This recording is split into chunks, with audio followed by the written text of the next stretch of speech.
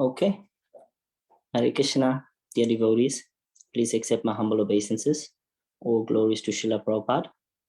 We would like to welcome everyone who has joined us so far for our virtual Sunday program.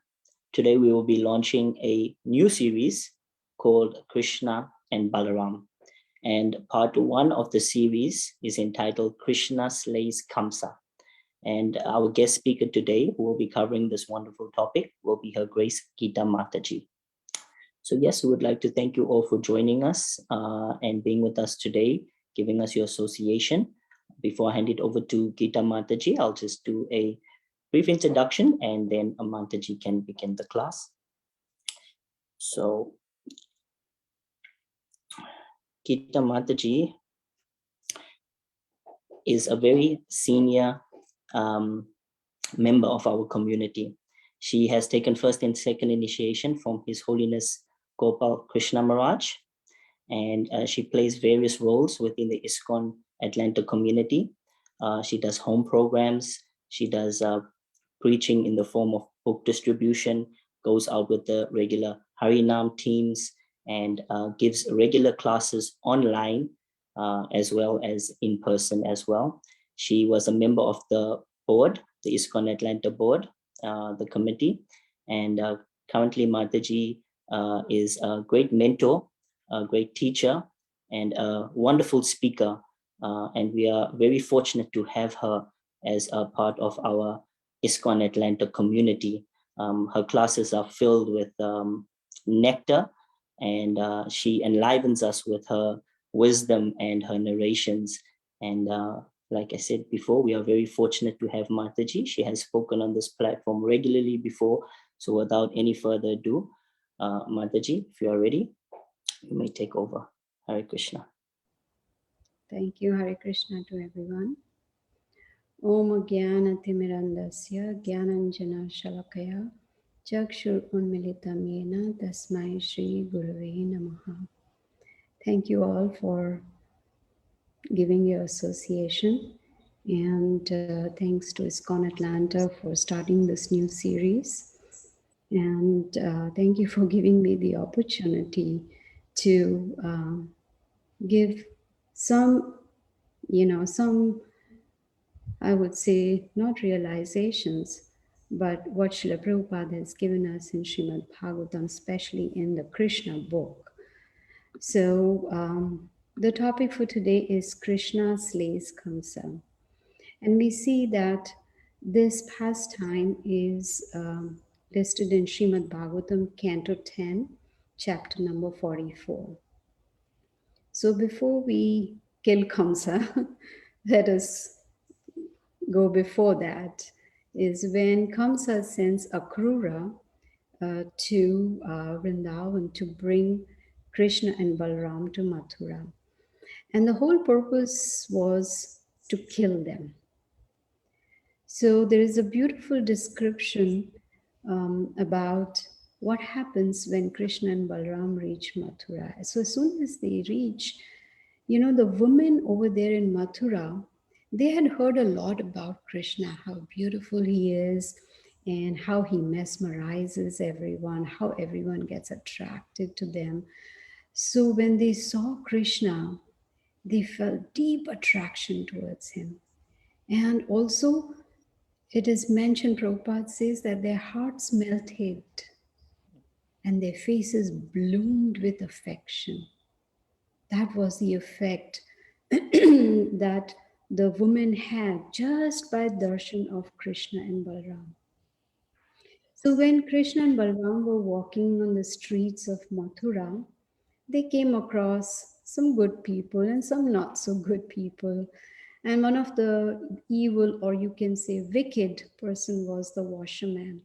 Now Krishna and Balaram wanted some new clothes to wear, but this washerman would not give the clothes. And they said, they are all for Kamsa. And he chastised the lords. So what did Krishna do? He just touched his fingertips. The wicked washerman was dead, just by touch of the fingertips. But of course, Krishna Balaram even bestowed benedictions benedictions upon the weaver, and most importantly to the garland maker. His name was Sudama. He's not that same Sudama, who's friend of Krishna that we've heard about. But this Sudama, he prepared such beautiful garlands for Krishna and Balaram. And the Lord was so pleased, and he asked this garland maker, "What benediction would you want?" And I was surprised when I read this. He has such beautiful benedictions. The very first one was unshakable devotion to Krishna. Unshakable, which means nothing can shake the devotion. Sometimes we see, when we are on the spiritual path, if the days are not good, then the bhakti starts going down. If the days are good, then the bhakti goes up, It's kind of shaky, you can call it. But this garland maker, Sudama, he wanted unshakable devotion. And that should be our goal. That no matter what happens, no matter what situation, we must always be fixed in Krishna consciousness. The second boon he asked for was friendship with devotees. How beautiful. And if you notice, Srila Prabhupada, in most of his lectures, he emphasizes devotee association. Because from devotee association, we get inspiration and motivation. With devotee association, they help us not to fall off the wagon of Krishna consciousness. So, devotee association is important, and the association starts blooming when we have friendship with the devotees. And the third thing that he asked for was compassion for all living entities. Unfortunately, in this material world, there's a lot of selfishness around, right? Everyone wants to, just do for themselves or for their loved ones. What's in it for me? That is their logo. But here, this Sudama, garland maker, wanted compassion for all living entities. And how can we show compassion? By giving this knowledge to others. This was the mission of Chaitanya Mahaprabhu, to distribute free love for Krishna, so much compassion for living entities. And that same mood Srila Prabhupada had, right? Compassion. That is why today we are sitting and we are, reading and hearing from the Krishna book, from Srimad Bhagavatam, that was translated by Srila Prabhupada. So our mission also should be similar, compassion for all. So as Krishna and Balaram were walking in Mathura, then they came across Trivakra. We know her by her other name, which is Kubja, right? The one who had a hunch on her back. And what did Krishna do? He straightened and she became so beautiful. What is the purpose of showing this to us? To show us the result of just having darshan of Krishna, just by his darshan. We are all imperfect like Kubja. We may not have a hump on our back, but we are imperfect. But if we surrender to the Supreme Lord, then we also will become perfect like Kubja. We can become perfect devotees. So Krishna and Balaram, they were asked to come to the wrestling arena, where Kamsa had arranged very mighty wrestlers to kill Krishna and Balaram. But Kamsa knew the power of Krishna, right? He had planned to kill Krishna so many times. He sent so many demons, right? Putana, Pralambasura, Ghasur, Keshi demon, Arishtasur, Dhenukasur. I mean, the list is countless. Every day, Kamsa would send one demon or two demons or more so that Krishna can be killed. So he knew the power of Krishna. And he had a doubt that Krishna is the Supreme Lord, the eighth child who's going to kill him.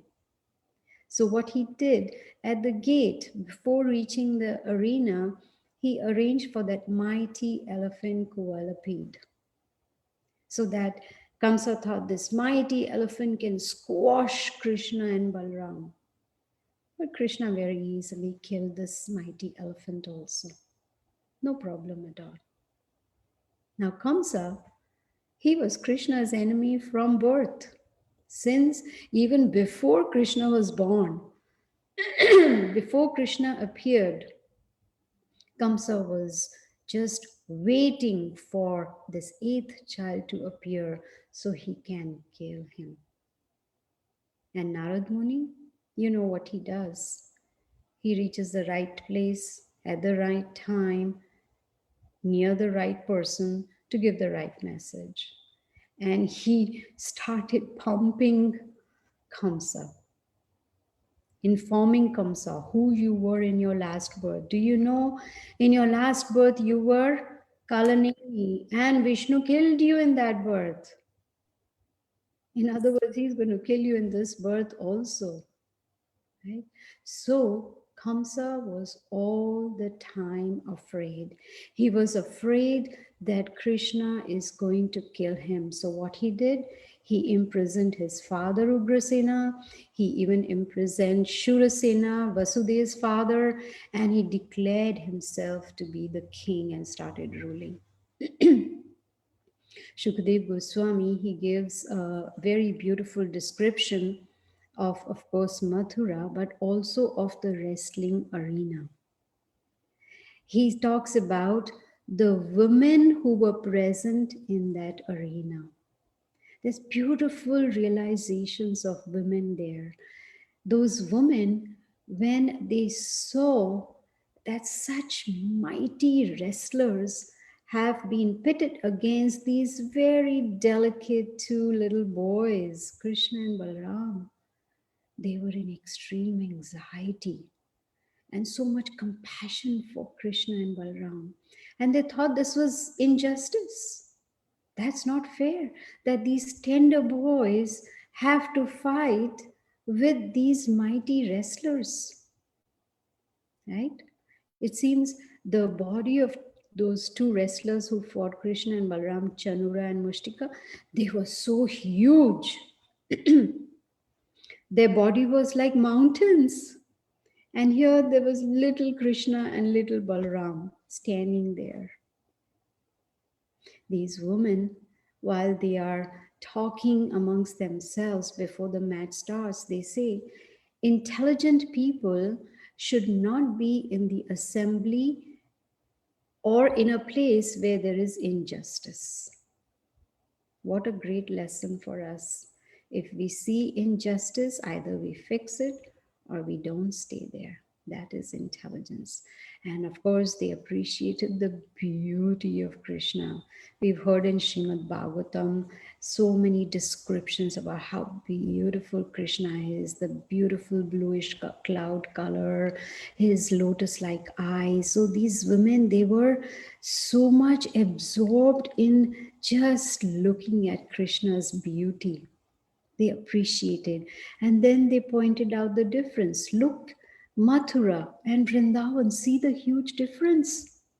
In Vrindavan, Krishna is happily enjoying playing his flute and running around with his cowherd boys and all. He is so happy there. And look over here in Mathura, he is harassed by these wrestlers. Then they talked about the gopis. What austerities the gopis must have performed, right? The gopis, their eyes drank the nectar of Krishna's beauty every day. And it is so rare, it's extremely rare. So this is how they were appreciating the presence of Krishna and Balaram, appreciating their beauty, but at the same time they were in a lot of anxiety. They did not know that here is the Supreme Personality of Godhead. Rakhe Krishna Mare Krishna Rakhe ke. Whomsoever Krishna wants to kill, no one can save. And whomsoever he wants to save, no one can kill. It is in the hands of the Supreme Lord.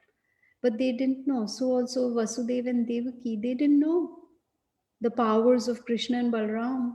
So they were very much in anxiety, they were unhappy.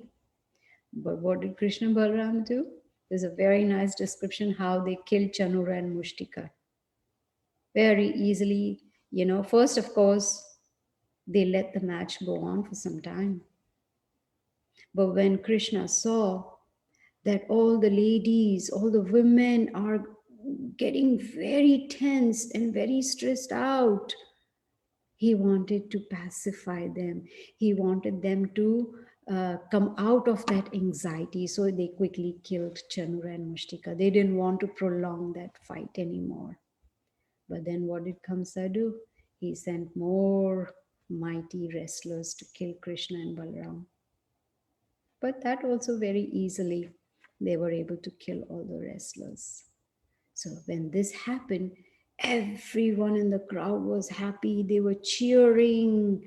Of course, they were not saying hip hip hooray like we do, when we are excited, we say hip hip hooray 3 times. No.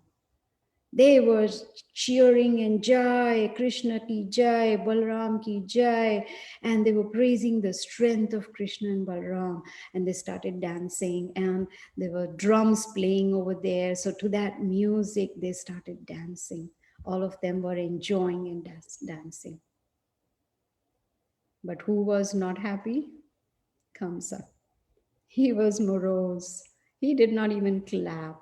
He dare not clap. He was not happy at all.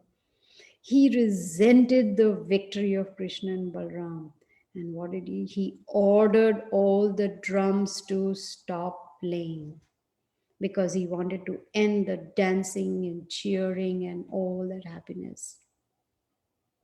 And not only that, he just did not order the drums to be stopped, but he also ordered that Vasudev, Devaki, Ugrasen, and all the cowherd boys there severely punished. Now, what was their fault? No fault at all. Do we come across in our day to day life? Not my fault, and I still get bashed. Right? So here, he ordered them, and not only that, he said, take away all the property of cowherd boys and all, and arrest Nanda Maharaj, and then kill Vasudev and kill my father Ugrasen also. How low can you get? What mentality? Just to keep the position, just because of all that pride and that attitude. He did not care whether it was religious or irreligious. He just ordered. When he said to kill Vasudev and Ugrasen and arrest Nanda Maharaj, that is when Krishna became very furious. He was so angry. You all must have heard Srila Prabhupada say that if someone is talking ill of us or being offensive to us, we should not react. But if someone is offending my devotee, Krishna's devotee, or, being, is harming my devotee or is talking ill of Krishna or his devotees, then it's okay to get angry. And that is called spiritual anger. So here Krishna was furious and he instantly leapt on the royal throne where Kamsa was sitting. Now, from here begins the downfall of Kamsa. From here begins the pastime of how Kamsa was killed, how he was slain. So instantly he leapt on the royal throne and Kamsa saw Krishna coming.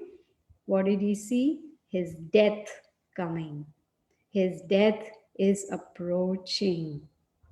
Now, it is said in Krishna book that when Kamsa used to, of course, he used to think of Krishna all the time, eating, sleeping, walking, talking, anything he was doing, he was always conscious of Krishna, but unfavorably.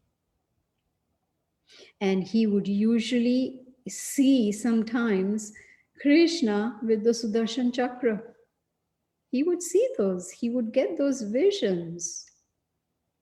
So when he saw Krishna coming towards him, he could see death approaching him. But Kamsa, do you think he would give up? He would say, "Oh, yeah, Lord, you've come on, kill me, and let me go back to Godhead." No, he put up a fight. He was prepared for that attack.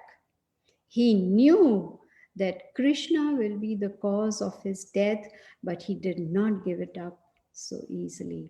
He immediately got up, he took up his sword and the shield, and he started quickly moving from side to side. It is mentioned like a hawk. What a comparison! Like a hawk. It is said that the vision of hawk is very, very sharp, very sharp. So Kamsa was also like that, quickly moving from one side to another, trying to not get under the control of Krishna. Somehow or the other, trying to save himself. But what did Krishna do? He caught hold of Kamsa with great force. Kamsa was not a very thin, skinny guy or a short guy that you could easily, No, he was a big built guy, very strong. And Prabhupada says Kamsa was also very, very well versed in scriptures. But still, he was a demon. Of course, Krishna wanted him to be a demon. He came down, you know, to be part of this pastime of Krishna. Krishna always needs some demons also to fight. So he chose him. But of course, there's another story behind about his previous birth also. But Krishna caught Kamsa with great force and he grabbed him by his hair. Have you watched that in Indian movies, right? Sometimes, the villain will grab the hair of the heroine and, will drag, drag, drag till the hero will come and, will save the heroine, right? Krishna grabbed Kamsa by his hair and he started, first of all, he knocked off his crown to show him you are no longer a king. Your crown is gone. Now your royal throne is also gone. And then he hurled Kamsa in the wrestling ring. He threw him, hurled him. So you can imagine what force. And after throwing him in that arena, Krishna threw himself on Kamsa. How fortunate is Kamsa? Having darshan of Krishna, having the touch of Krishna, and then having Krishna on his chest. In the Krishna book, Srila Prabhupada writes that once Krishna hurled Kamsa in the wrestling ring, then he hurled him, like it is called, there's a nice word Prabhupada uses, straddled. He straddled on the chest of Kamsa. So I was like, I haven't heard this word before. Does anyone know the meaning of straddled without looking in Google? Right? If we don't know anything, what do? We go to God Google, Google Devta, like, okay, let me type in, and then that's what I did. I Googled and it says straddled means, okay, here's Kamsa lying down. Krishna near the Kamsa's chest, he put one foot on one side and the other foot on the other side. That is called straddled. That means there was no escape for Kamsa. He couldn't go anywhere. Locked him there. And then with the fist, Krishna started striking Kamsa's chest again and again and again. Just from the stroke of Krishna's fist, Kamsa lost all his vital force. And immediately Krishna killed Kamsa. Kamsa was dead. He was gone. Now, after Krishna killed Kamsa, He didn't just stop there. He said, okay, my job is done. Let me go home, let me go to Vrindavan or let me go to my pet. No. What did he do? To assure his parents and all the people who were present over there, Krishna dragged Kamsa's body. Prabhupada says, just like a lion drags a dead elephant, he started dragging the body so that everyone can see Kamsa is dead. To convince everyone that he really is dead, because Kamsa, it was not easy to kill. He was very powerful. But Krishna gave that, you know, assurance to everyone present. Now you don't have to worry. The tyrant Kamsa, the evil Kamsa, the irreligious Kamsa is no more. And as soon as everyone saw that, there was great jubilation. Everyone was happy and jumping and dancing. There was a roaring sound, and it was just like a festival over there. Because everyone in Mathura was tired of Kamsa's rule. They were tired of his evil methods. They were really wanting relief from Kamsa. It is said that from the day Kamsa had heard that the eighth child of Devaki is going to kill him, he always remembered Krishna. Now, we don't want to be in Kamsa's shoes. We don't want to remember Krishna unfavorably. We want to think of him favorably. Just like Kamsa, eating, sleeping, walking, doing anything, he was meditating on Krishna. This is what we can do also. Whatever we do, just like in Bhagavad Gita, Krishna says, Yat karoshi yad ashnashi, yat jihoshi dadashi yat, right?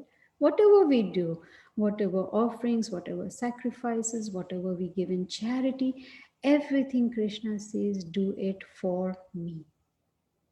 Then what will happen? We will become fully Krishna conscious. And then the purification will make us eligible to go back to Godhead. Now, Kamsa, we are not fortunate like Kamsa that, we will have darshan of Krishna while leaving the body. Some of us may, some of us may not. It depends on our endeavors. But Kamsa, he saw Krishna before leaving his body. And guess what? He got liberated. And he achieved, Prabhupada says, he achieved the rare boon. Even though he thought of Krishna unfavorably, he achieved the rare boon of attaining the same form like the Supreme Lord. Same form. In Bhagavad Gita, Krishna says, Janma karma chame divyam evam yoveti tatvataha tyaktva deham punarjanma neti mameti suvrachana. If we don't want punarjanma, if we don't want to come back, then Krishna says we need to understand the transcendental nature of his appearance and his activities. Right? Then when we are deha, tyaktva deham, when we are leaving this body, we will not come back into this material world. We will go back to the spiritual world. But how can, yam yam vapi smaran bhavam, tam tame veti kantya sadatad bhava. Sadatad bhava bhavitaha. Prabhupada explains this very beautifully, that whatever we are thinking of at the time of death, to that state we will attain without fail. That guarantee is there, without fail. So if we follow the process given to us by Srila Prabhupada, why has he given us Srimad Bhagavatam? So that we can hear the pastimes of Krishna and his devotees. We can learn from these pastimes what needs to be done and what we should not be doing so that we can prepare ourselves for the final examination. Now, final examination not for PhD or bachelor's degree or something. No, final exam is the time of death. That is when our bhakti will be either fruitful, less fruitful, or very little fruitful, depending on our endeavors. Whatever we have done throughout our life, that will be tested at the time of death. So Kamsa, he was meditating on Krishna all the time. And he saw Krishna before leaving the body, so he got liberated. Now, after Kamsa was killed, of course, the other 8 brothers of Kamsa attacked Krishna. But Balaram killed them very easily. And demigods were joyful. They were showering flowers from up above. They were chanting the glories of Krishna and Balaram. But there's a very nice description from which we can learn a lot. There's a description of after Kamsa was dead about his wives. Now, when the husband dies, the wives lament. So here, wives of Kamsa, they were lamenting. They were embracing Kamsa's body, dead body, and they were lamenting. And what were they saying?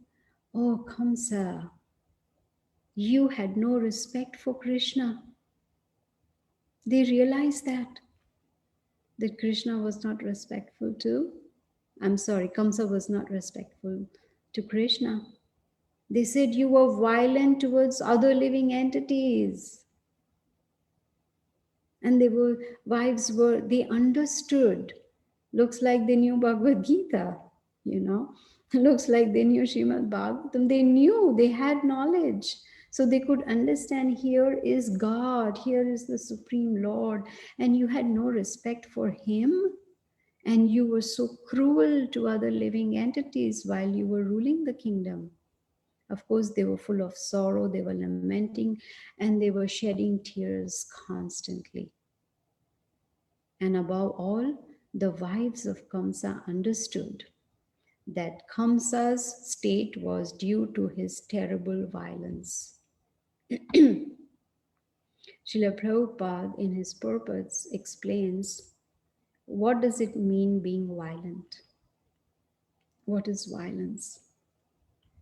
Of course, in the material sense, it is like using weapons or hurting someone, that is violence. But if we do not preach Krishna consciousness, we are being violent. We need to do that. We have got this golden opportunity. I remember I was giving a lecture a few days ago, and there was this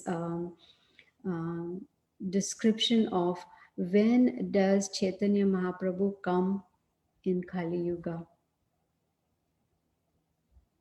1,000 cycles, 1,000 times when Kali Yuga, goes through that whole chakra.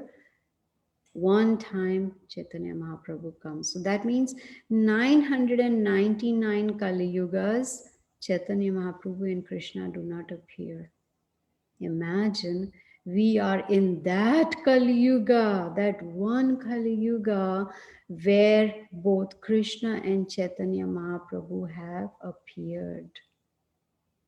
If we do not make this our last birth, and if we come back into the next Kali Yuga, we'll have to wait for 999 Kali Yugas before they appear again. How fortunate are we? And we are more fortunate that Srila Prabhupada has given us his books that we can somehow or the other scrutinizingly read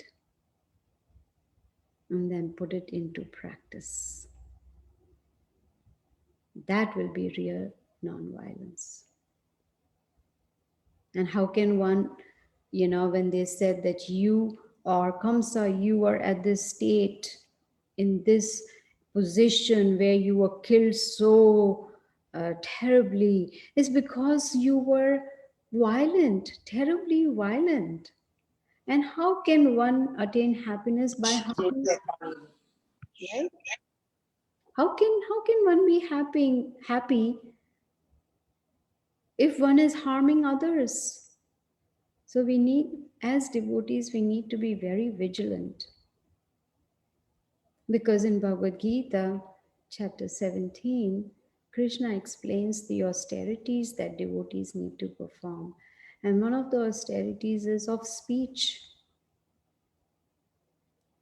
What is that austerity? One's words must be very pleasing.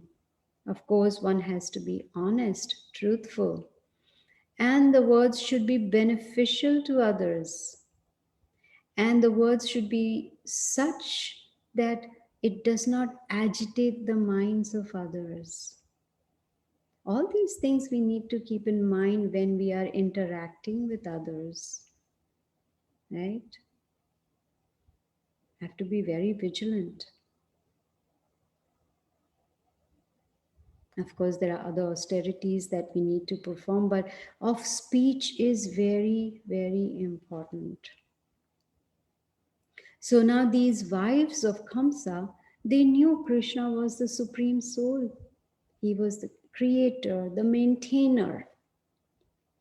And Krishna consoled those wives. And not only that, he even performed the funeral rites. And then after all this was done, then Krishna and Balaram, they went to release their parents from bondage. What about the bondage in which we are, right? Yagnarthat karmano nyatra loko yam karma bandhanaha tad artham karma kantaya mukta sangaha samachara. Mukta. How do we get liberated from all this bondage? Krishna says, work done as a sacrifice for me has to be performed. There is no choice. Has to be performed. When we do that, then we will be liberated. Then the bondage will be removed. So Krishna and Balaram, they went and released their parents from bondage, offered obeisances to Vasudeva and Devaki, of course to Ugrasen also. But Devaki and Vasudeva, they understood that these two boys, they are supreme personality of Godhead, because they saw the power. But what did Krishna do? He consoled his parents. He even consoled Nanda Maharaj. Right? Krishna could see that my parents, Vasudeva and Devaki, they are in that consciousness that I am God. So he immediately expanded his Yoga Maya to cover them up, so that they stop thinking of them as the Supreme Lord. And at that time, Krishna gave very important instruction. He's telling Devaki and Vasudeva that children can never repay the debt owed to the parents, right? Just like the disciples can never repay the debt of their spiritual master. They cannot. For all that the spiritual master does, takes a vow to take the disciples back to Godhead. Similarly, the children cannot repay the debt owed to the parents. Why? Because the children receive their bodies from the parents. So, parents, elders, teachers, anyone who's older than us must be respected. In fact, everyone should be respected. So, we need to watch our tone.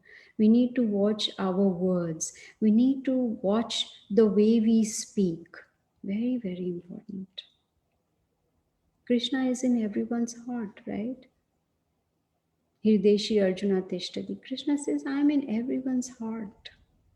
So we need to give respect to all living entities. So when Vasudeva and Devaki, they heard this, They were so happy because that Yogamaya curtain was there, and they did not, they just thought of them as their children and immediately embraced them. And torrents of tears were coming down. So after that, Krishna, he offered Kamsa's kingdom back to Ugrasena, who was the actual king.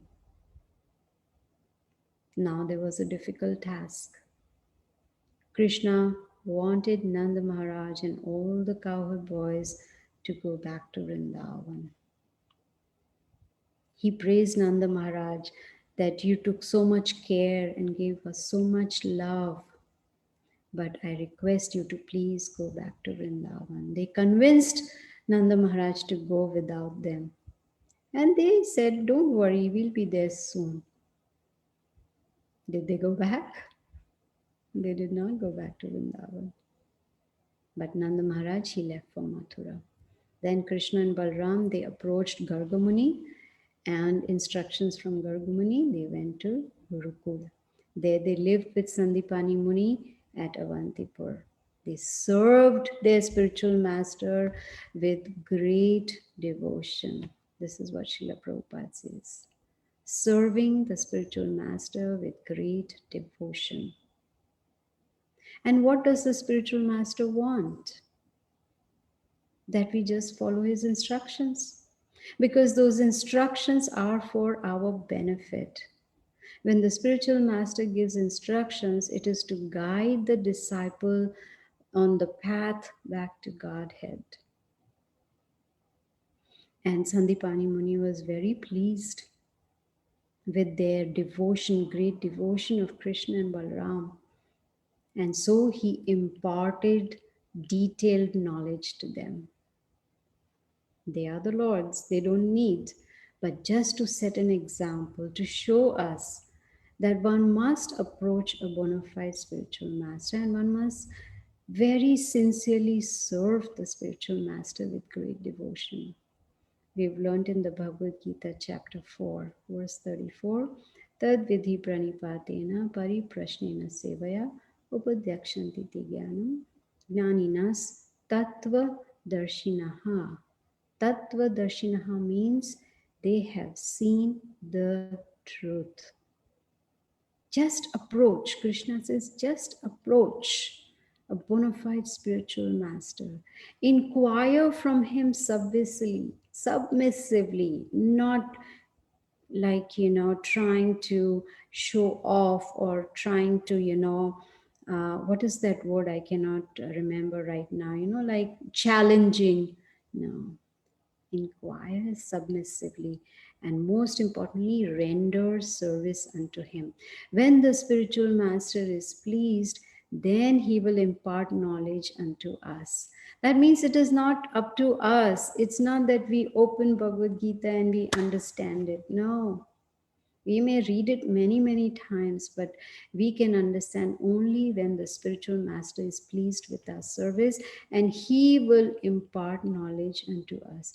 That is the formula for success in spiritual life. So, what did we learn from Krishna slaying Kamsa? Yeah, one may say, oh, it was a very nice story, very, very nice. But what did we learn from it? Right? Not to be like Kamsa, right? Not to be violent like Kamsa, but instead take up Krishna consciousness seriously. It's not very often that we get the opportunity to, come across devotees, come across the bona fide guru, come across the bona fide scriptures. It's very, very rare. Right? Krishna says, Bahunam Janmanam Ante, after many, many births. Right? Bahunam Janmanam Ante, Jnanavan Mam Prapadyate. Vasudeva Sarvamiti Samahatma Sudurlabha. Such a great soul is very rare. After many, many births, we have got this opportunity to follow a simple process given by Srila Prabhupada. and go back to Godhead. Like Prabhupada says, finish your business in this life, finish it, and then go back to the original home. So I'm going to stop here. And if anyone has any questions.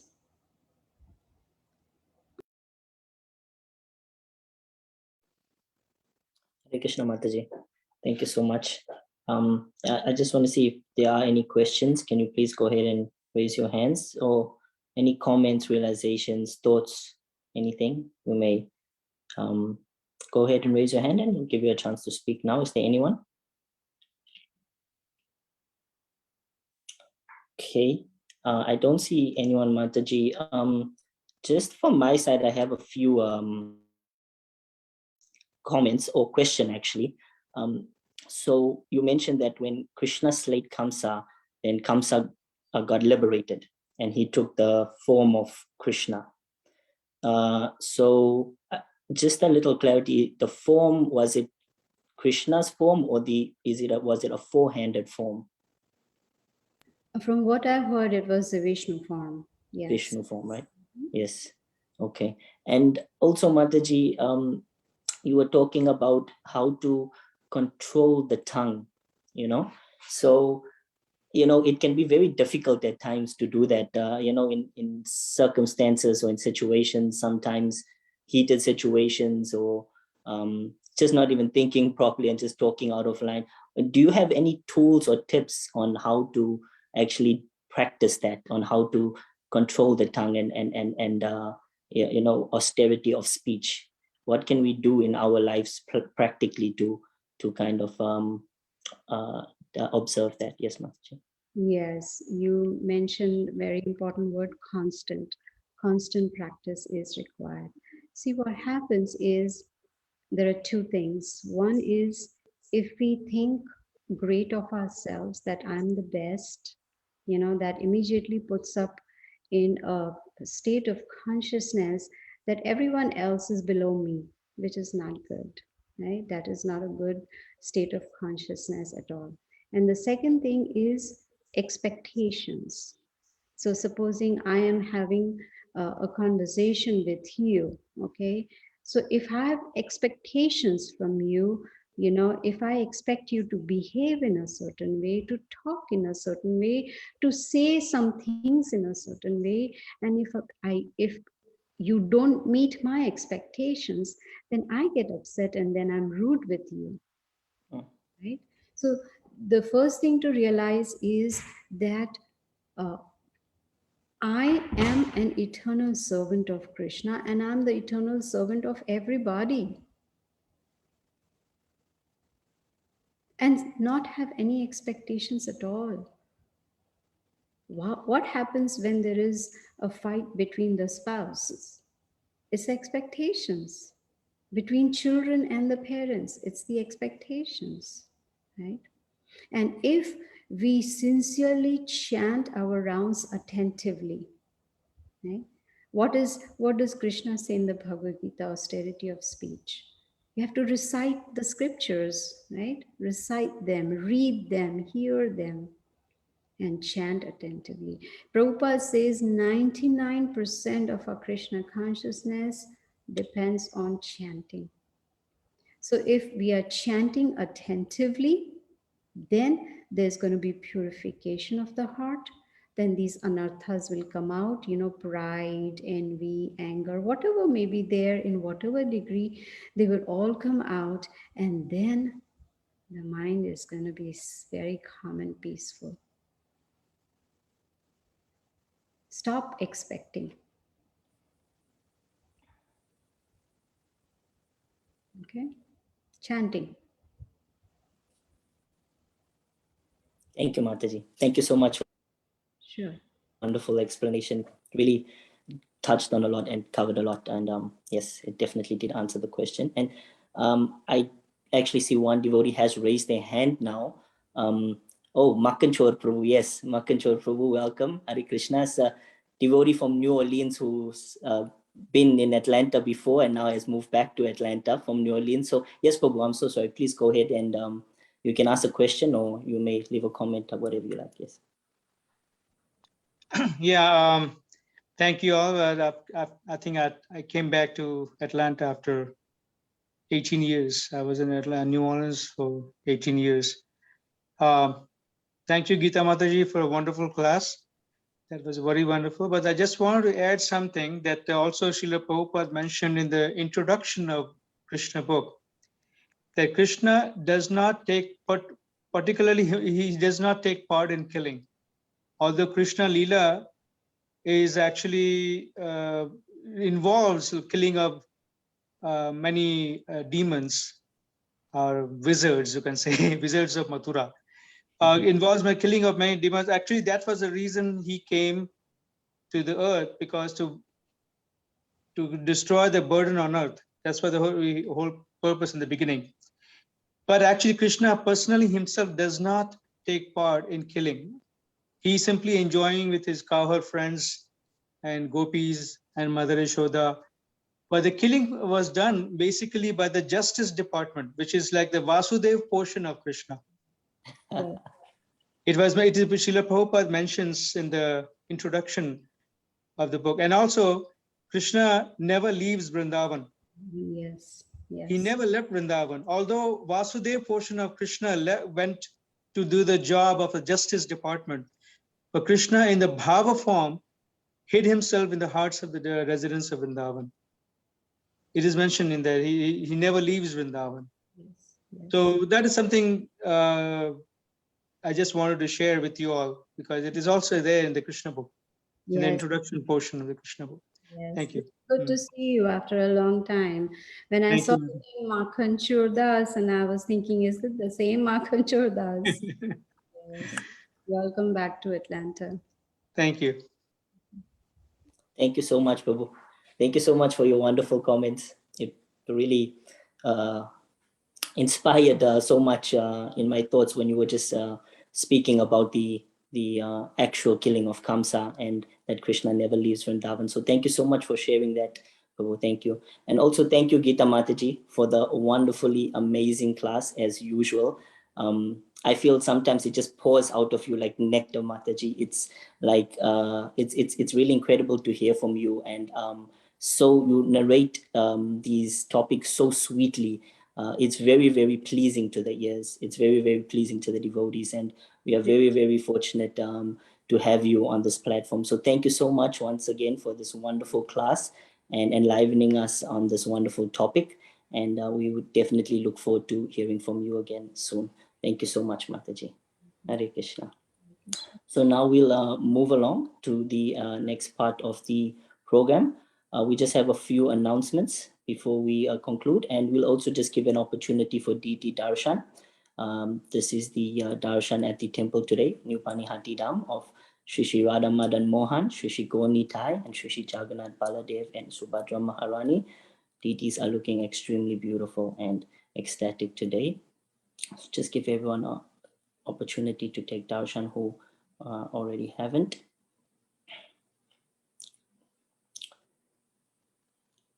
Okay. Yes, and that was the first class in our new series on Krishna Balaram, Krishna Slays Kamsa, where Mataji beautifully narrated the Leela and the pastime and the wonderful meanings behind those events. So thank you once again, Mataji. And coming up next week, we will continue our Krishna Balaram series, and part 2 being the establishment of Dwarka. So please stay tuned to our social media and our WhatsApp groups for more information regarding that. But it will be on the 25th of July, which will be next week, Sunday. And also our midweek program continues with our series on the 6 Goswamis of Vrindavan. And part 4 will be covering Srila Raghunath Bhatta Goswami. And our guest speaker will be His Grace Adi Gadara Prabhu. That will be on the 21st of July, a Wednesday, and it will be at 7 p.m. Yes. Okay. And the upcoming festivals on the 20th of July, we have Sayana Ekadasi. And on the 21st of July will be the breakfast, which will be from 6:42 to 6:58 a.m. So that will be a very short breakfast period. So please make note of that. And on the 23rd of July, we have Srila Sanatan Goswami Disappearance Day. And on the 28th, we have Srila Gopal Bhatta Goswami Disappearance Day. And on the 31st, we have Srila Lokanath Goswami Disappearance Day. So we encourage all the devotees to please prepare nicely to observe those wonderful festivals. And we also will be hosting a lot of upcoming festivals. On the 22nd of August, we have Balaram Jayanti, the appearance of Lord Balaram. On the 30th of August, we have Krishna Janmastami, the appearance of Lord Krishna.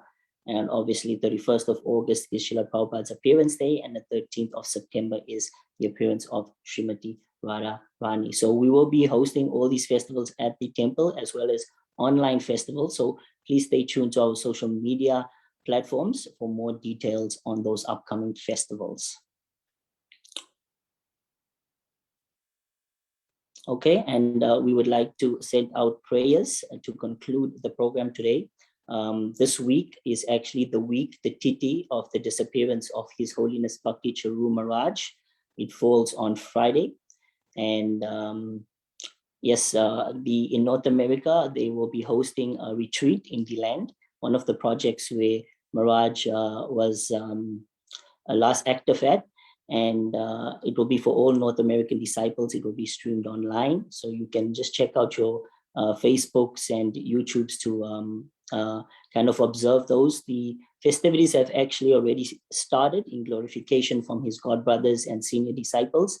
And it will culminate this weekend. So you can just check out all your ISKCON pages, and all the details are shared amongst the international ISKCON society. Also, we'd like to send out prayers to His Holiness Jaipataka Swami.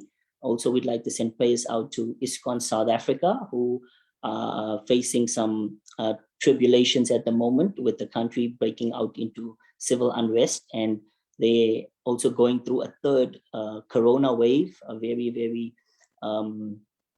tense situation. A lot of people are still dying. So we'd like to send prayers out to them. Also, we'd like to send prayers out to our very own Governor Leela Mataji in her speedy recovery, and also to all the doctors who are helping to fight COVID-19, and to anyone we have not mentioned. We will just chant Hare Krishna 3 times in a prayerful mood to send out prayers and blessings to all those who are in need. Hare Krishna, Krishna Krishna, Hare Hare, Hare Rama, Rama Rama, Hare Hare. Hare Krishna, Krishna Krishna, Hare Hare, Hare Rama, Rama Rama, Hare Hare. Hare Krishna, Krishna Krishna, Hare Hare, Hare Rama, Rama Rama, Hare Hare. Yes. So thank you, dear devotees, for joining us today on our wonderful Sunday program. Oh yes, one more thing before we conclude, just to update everyone on our social media. All our classes are uploaded onto our YouTube page, ISKCON Atlanta. So if there's any class that you missed, or any classes that you'd like to go back and study and view, or you'd like to share with other devotees, please check out ISKCON Atlanta YouTube page. Today's class will be uploaded. It takes about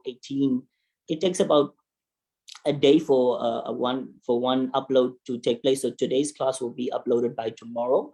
And yes, please feel free to let everybody know that the classes are recorded and are there for the devotees' viewing pleasure. Yeah, so thank you so much. And Chaturmas starts also like on Shayan Ekadashi, right? Or on a Purnima? Excuse me, Prabhu? Prabhu, I'm sorry, I didn't get that. Can you just repeat that? Chaturmas also starts. Some people do it on Ekadashi, start on Ekadashi. Oh yes, some people do on is also starting. I do apologize. That wasn't added. I need to actually inform our technical people who do the slides. Yes, you're right, Prabhu. Chaturmas is also beginning. Prabhu, which day is it starting? Can you just let us know? Some people do start from the Shayan Ekadashi. Some people start from the Guru Purnima. So it depends upon but who wants to do when? Because some devotees, they prefer that Lord Vishnu goes to bed on Right. Shayana Ekadashi. That's why it's called Shayana Ekadashi. So they start from there, from Ekadashi to Ekadashi. But Yes. some people do from Purnima to Purnima. So it's up to you. Whoever does whatever they will follow. Okay. Gaudiya Vaishnavas are, they do it from Purnima to, I mean, ISKCON devotees do from Purnima to Purnima. 1 month starts from a month from Purnima. But Okay. there are some devotees, they also do from Shayana Ekadashi.